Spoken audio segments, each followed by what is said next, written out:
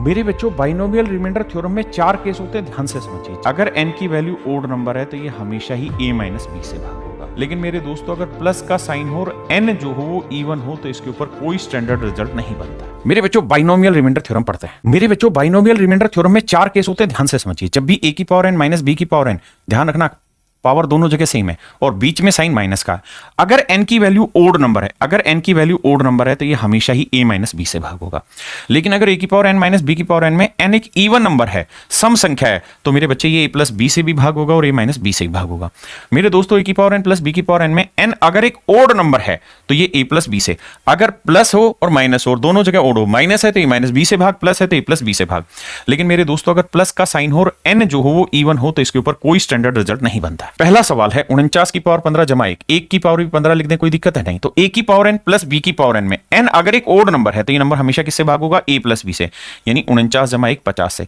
मेरे दोस्तों ये नंबर 50 से भी भाग होगा और 50 के किसी फैक्टर से भी डिवाइड होगा। इसका आंसर 50 भी है, 1 भी है, 2 भी है, 5 भी है, 10 भी है, 25 भी है और 50 भी। ये सारे इसके आंसर होंगे, तो ऑप्शन ए मेरा राइट आंसर। मेरे बच्चों इस सवाल में 23 की पावर 10 माइनस 1024, 23 की पावर 10, 1024 को हम 2 की पावर 10 लिख लेते हैं, क्योंकि ये कहानी तभी बनेगी जब पावर सिंक होगी।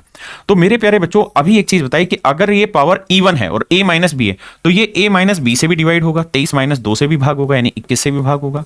और मेरे दोस्तों ये a प्लस बी से भी भाग होगा, 23 जमा 2 से भी भाग होगा यानी 25 से भी भाग होगा।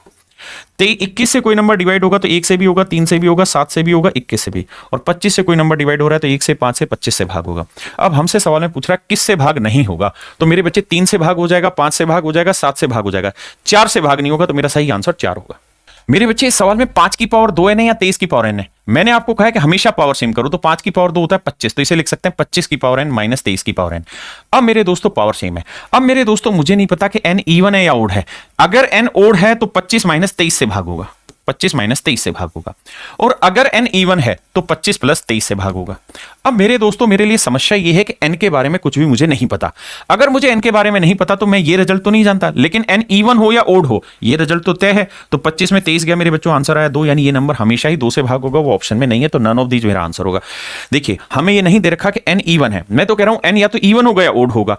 ओड होगा तब भी रिजल्ट बनेगा और इवन होगा तब भी रिजल्ट। ये वाला रिजल्ट तभी बनेगा जब n इवन होगा, और हमें स्पेसिफिक नहीं है कि इवन है या ओड है, इसलिए इसका आंसर नन ऑफ दीज लेना है। मेरे दोस्तों ये कॉन्सेप्ट था बाइनोमियल रिमाइंडर थ्योरम का।